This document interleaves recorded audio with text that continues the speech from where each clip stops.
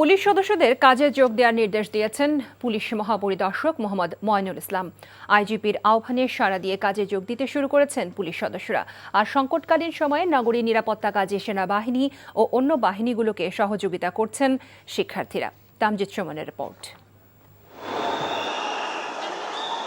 বৈষম্য বিরোধী ছাত্র আন্দোলনের লাগাতার কর্মসূচির মুখে সরকার পতনের ঘটনায় সংঘর্ষে সাংবাদিক, পুলিশ, ছাত্র জনতা সহ অসংখ্য মানুষের প্রাণহানির ঘটনা ঘটেছে।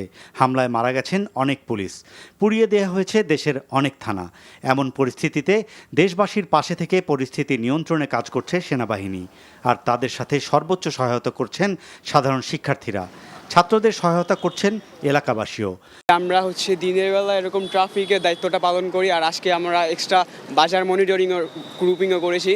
আর রাতের বেলা আমরা যেটা করি, যারা শিফটিং ভাগ করে করে এরিয়ার যে মন্দির, তারপরে এখানে একটা চার্চ আছে দেখতে পাচ্ছেন, ওগুলো আর কি পাহারা দিই আমরা। যে রাতে চুরি ডাকাতির ব্যাপারে রাতেও আমাদের অনেক স্টুডেন্ট, ট্রাফিক পুলিশ পাশাপাশি বিভিন্ন মন্দির টন্দির পাহারা দিচ্ছে এবং বিভিন্ন যে সরকারি স্থাপনাগুলো আছে ওইদিকে ওরা দেখাশোনা করতেছে। ছাত্ররা তো অবশ্যই এখানকার সোসাইটিতে যারা ছিলেন তারা সবাই স্থানীয় যে স্থাপনাগুলো ছিল সেখানে রক্ষা করে গেছে।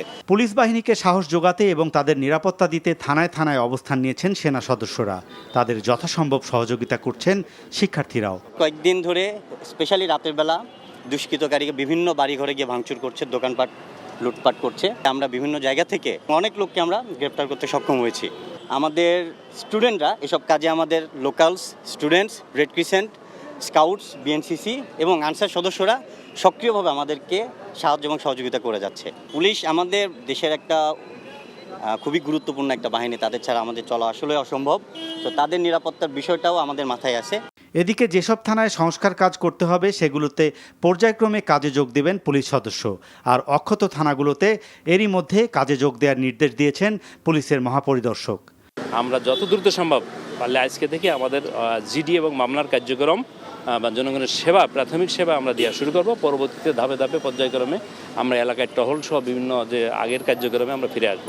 দ্রুত সময়ের মধ্যে পুলিশ সদস্যদেরকে কাজে ফেরার অনুরোধ জানিয়েছে অবসরপ্রাপ্ত পুলিশ অফিসার কল্যাণ সমিতি। পুলিশ যারা কর্মরত আছেন তাদের সবাইকে কাজে যোগদান করতে হবে।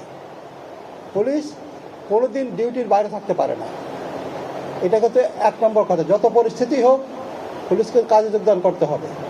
Tamjid Suman, NTV news, Dhaka.